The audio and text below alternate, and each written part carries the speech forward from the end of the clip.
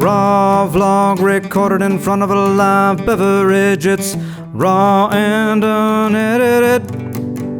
Raw vlog recorded in front of a live beverage. It's raw and unedited. Hey, welcome to Raw Vlog number 49. We're almost at Raw Vlog 50.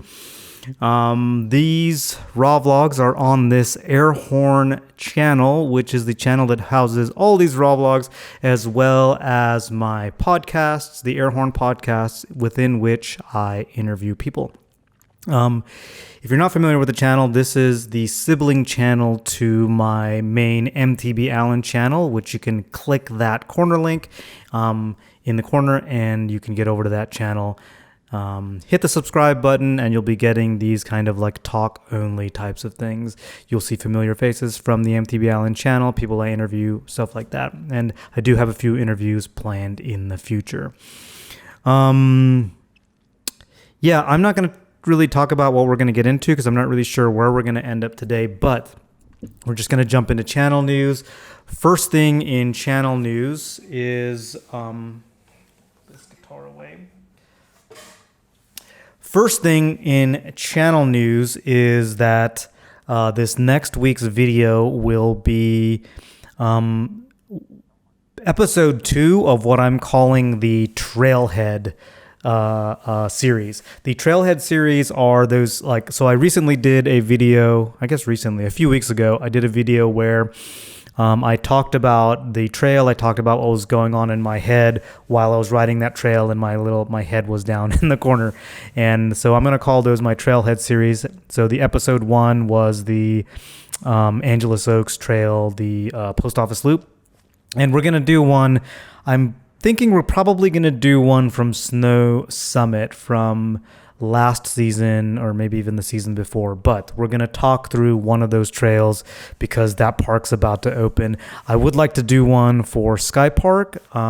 Actually, let me know what you want because I still have time to change course, one from Skypark or one from Snow Summit because I just did the video on Skypark, and I don't know if you want to see another one on Skypark, but you'll get a vote, and then I'll decide what to do by Saturday, I guess. In other channel news, I guess you kind of already knew I went up to Skypark. Actually, I'm going to just switch this to general news. In general news, Skypark is opening, so if you're in the SoCal area, you can go up there. Do check their website for details. As I understand it, you have to be a pass holder, an existing pass holder. I believe that means whether you're doing the monthly, whether you've got an annual pass, I believe. Do check their website, do talk to them, Instagram or whatever. But generally, you can't get a new pass or get a day pass to get in. And if you do want to go up, you do need to set a reservation. So go on their site. There's a place to book reservations and all that kind of stuff. So general news is I'm planning to be up there this Saturday. So I'm not really sure when I'll be up there, but I'll be up there with Tony from The Outsider. Katie and Kelly should be up there too. So that should be a pretty fun day. So if you're going to be up there, hopefully you've already made reservations. I should see you up there. In other general news, I recently heard that the main hardware designer for GoPro, apologies for the sirens in the background if you can hear them, but the lead hardware designer for GoPro recently left. I believe his name is Daniel Koster. Anyway, recently left GoPro, and that's kind of a big deal. I believe he signed on with GoPro or became the lead designer lead hardware designer at GoPro back in 2016. And so if you think back to 4 years ago where we were at, so things like the GoPro Hero 7 and the 8 were under that person's lead. So as I understand it, he's a very influential designer, but now is no longer with GoPro. What does that mean for GoPro? Who really knows? It could mean a lot of things. It could mean that their hardware design might take a dip. It could mean that there's another camera company out there that's going to get him as a designer, and that might say something for their level of success. It could mean there's a new camera company out there that's going to get spun up with this guy as the lead designer. Who knows? I know some people have talked about like this could be really bad for GoPro. Yeah, it's funny though, because a lot of people want to see alternatives to GoPro. They have complaints about GoPro, or see other things like the Rilo or the Insta. I guess Rilo's not around anymore, but things like the Insta360 and the Insta360R1, 1R, all these different systems out there. And it's almost like GoPro has become like the target of people's criticism, and they want to like see other people like succeed as well. And that's cool. I think having competition in the market is cool. That being said, I've really enjoyed my experience with GoPro thus far. I've been using everything. There's a few GoPros that I haven't used. Like I never used the 4 that a lot of people use, that little silver one that people will hook onto gimbals and became like the staple for gimbal footage for mountain bikers. Staple? Did I say staple or stable? It became the staple camera for mountain bike YouTubers on a gimbal. And I never did that at the time that I got into doing YouTube mountain bike videos. I didn't have the money to buy it. And also I was a little bit reluctant to buy such an old camera, and I ended up using the Hero 5 Session on a gimbal, and it worked pretty decently. Maybe the sound wasn't as good. Actually, I didn't really know if it was that much. If it seemed pretty comparable to what people were getting with the 4. And I had the 5, never really used it. Actually, I have one. If anybody wants to buy a 5 black, I've used it like once for vlogging. But then the 7 and the 8 have been amazing. And honestly, I could probably run with the Hero 8 Black for quite a long time until 4K is no longer cool, whenever that's going to be. But I guess what I see with this is, we saw a lot of alternatives where people were looking for different ways to stabilize their footage. And one of the really promising offerings out there was these 360 cameras. First, we had the Rilo, and then shortly thereafter, Insta360 came into the mountain biking world. Insta360 had been around for a while, but they really started like offering something that could work. I hope this isn't making noise. Something that could work in the mountain biking sphere. Sorry, I'm going to move this cable so I'm not like running into it and making noise. Okay. So, that was really cool. So the Insta360 came out, and you could get like beautifully digitally stabilized and leveled footage too, because you had the 360 camera. It could like level the horizon, so you didn't have the swoopiness that would happen if you weren't using a gimbal on a chest mount. And that was really cool. Even if you mounted it on your helmet, you got additional stabilization from your head. And we were getting all these things that we saw the potential for all these things that we could get that GoPro just wasn't giving us. What my experience is that yes, we had these other potentials, but it required a lot more hands-on workflow. Apologies for the air conditioner that's turning on. I don't really want to be all sweaty right now because it's hot in Southern California. Anyway, so, you had these other potentials, these other abilities that you could do with the 360 footage, but now you had to do additional work to make that footage work for storytelling, to get it out onto YouTube or whatever. You couldn't just... with GoPro footage, you still have to edit it, but you can take it straight off the micro SD card onto your drive. You could even edit straight into your editor if you wanted off your micro SD card. But anyway, you could take that footage, get it right into your editing, and start working with it. Whereas with the Insta360 stuff, you really had to do additional work. So this thing that we were wanting, we were getting where we could had access to, but it cost us in our workflows. At least for me, it cost me in my workflow, and it ended up not being worth it. The thing that I really wanted was not worth the additional things that I was having to pay to get it. And then on top of that, the result ended up not being as good because you couldn't really get 4K footage out of it. So there was that. And with the GoPros, even with the limitations that they have, with a few adjustments, at least for me, for a few adjustments, by having to wear a full face all the time to put it on the chin and then use my head as a gimbal, I felt like I was getting really good footage with not a lot of sacrifice. I wasn't having to wear the chest bra or the camera bra and all this stuff. You know this. You've seen my other videos on this. But I think what I'm getting at is I've really been happy with the GoPro, and I see its limitations, but I feel like the investment that I have to make money-wise and workflow-wise is pretty low compared to the quality of footage I get and the stuff that I can work with. And not just POV footage. I recently used it. If you saw the Skypark video that came out last week, you saw the third person footage where, it wasn't on me. I was filming Tony, or Tony was filming me. And then we had a person on the trail, Jericho, who filmed both of us on one shot, the shot where me and Tony follow each other off of a jump. We had Jericho help us with that.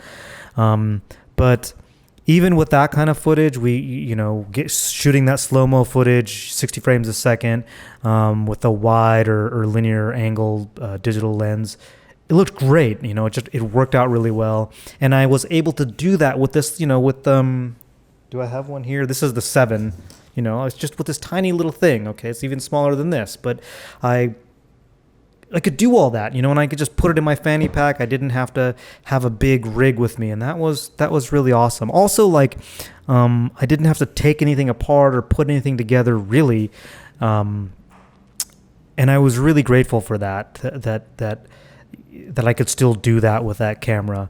That was really rad. As a note, I was using the media mod, and I wasn't super stoked on it, to tell the truth. Anyway. Maybe I'll do a review on that. But I think, kind of what I'm getting to, or what I'm thinking about, what this is all really about, is there's times when we wish for something and we want that to be the next thing, but we don't always realize that the thing that we're kind of going after will cost something, and it'll sometimes cost us more than what we want is worth. Or sometimes the things that we think we want is not actually what we want. For example, Tony and I got to go up and ride Skypark, just the two of us. We had this entire bike park to ourselves. Well, mostly because they were still working on certain parts of it. Anyway, it's not important. We had all these trails to ourselves. We could stop and session stuff, something that you normally can't do at Skypark. We could ride around the village. We could do all these things, and that was super fun. But I got to be honest with you, not having people there, thing that people wish for, they're like, oh man, okay. So not having people there it was a little weird, to tell the truth. And it was a little weird to drop in on a trail when we're the only ones there. I think we sometimes kind of lose track of how much energy other people bring to a space and how that can really kind of keep us going. It's almost like this. It's almost like other people prime the trail for you or something. I don't really know how to explain it other than that. When nobody else is riding the trail, it's kind of weird. It felt to me similar to when I'm out on a trail that has gnarly features or things that I just am a little bit sketched out about that I know I can ride, but I know that there's higher risk, and I'm out just somewhere and there's not really anybody else around, and the way I feel about that going into it feels a lot more risky.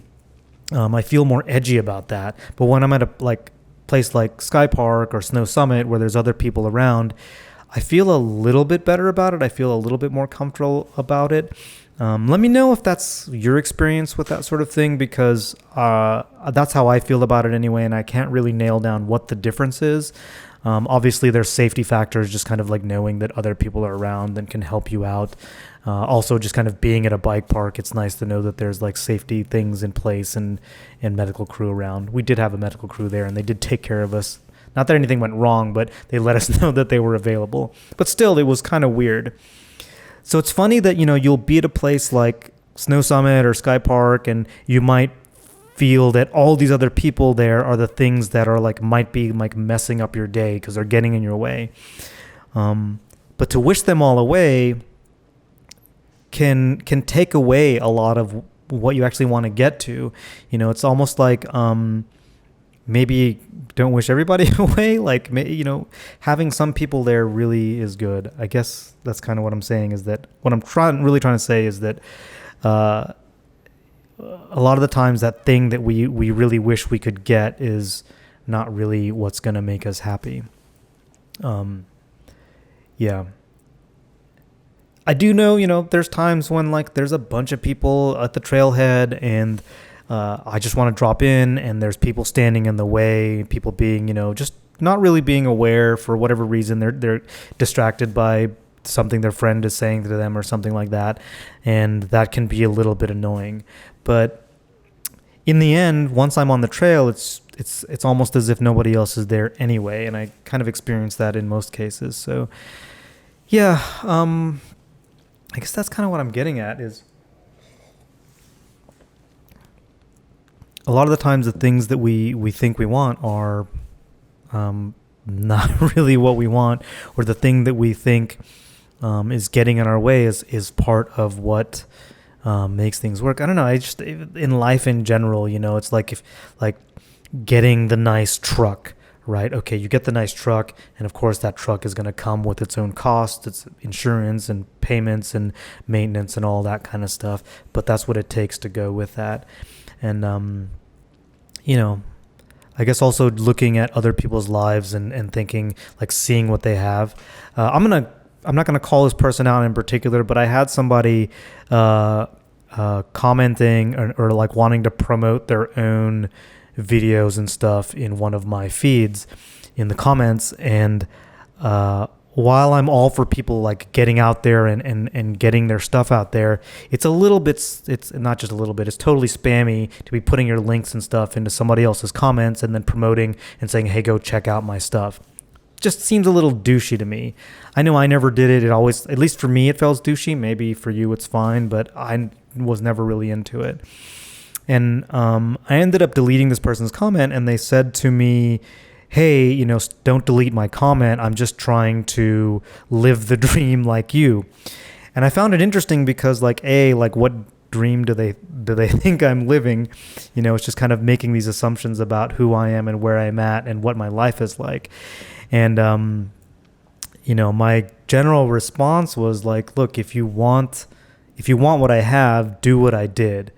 And which to me is, if you're passionate about something, work on your craft around that thing and just put that out there, and then things will come.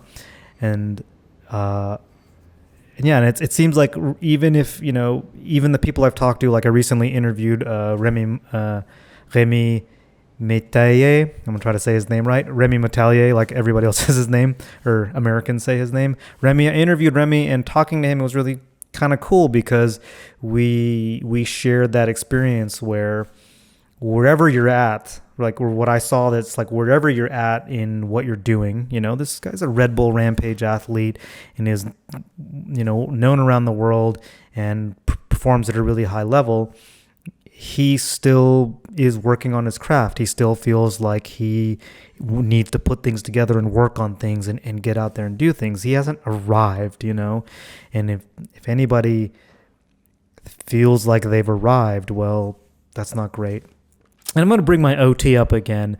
Erica, we were kind of talking about this stuff during my OT session today, and the thing that she said, and this really kind of stuck with me, is that moment where you start when you start romanticizing your past or overthinking a lot about your past successes, that's the moment you should be aware that at that moment, be aware that it means you're not doing anything now. You're not doing anything to progress now, and you're not working on your craft now.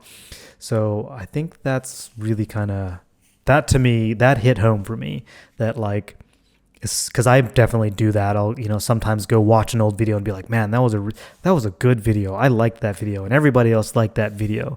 And at that moment, I'm not, and not that there's anything wrong with doing that from time to time, but when you do it for an extended period of time, it's a red flag that says maybe you're not doing anything right now for your craft. Yeah. So you don't want to arrive, I guess is kind of what I'm getting at. You don't want to arrive, and it's good to appreciate what you got and all that kind of stuff. We all know this. Yes. Okay, cool. What are those called? There's a word for that. It's I can't remember what that word is. Yeah. Saying stuff that like, oh yeah, that's really cool and pretty. Whatever. Okay, so that's it. That's all I got today. We're like 20 minutes in, and I don't even know if I've said anything. Hopefully you dug this. Hit the like button. Check to see if you're subscribed. If you're not, hit that subscribe button. Support the channel. I'm trying to get us up to 1,000 subscribers so we can enable some other capabilities on the channel or for the channel on this platform. So do share it with your friends, get it out there and stuff like that. Hit me in the comments if you relate to this or any of that kind of stuff. See you next week.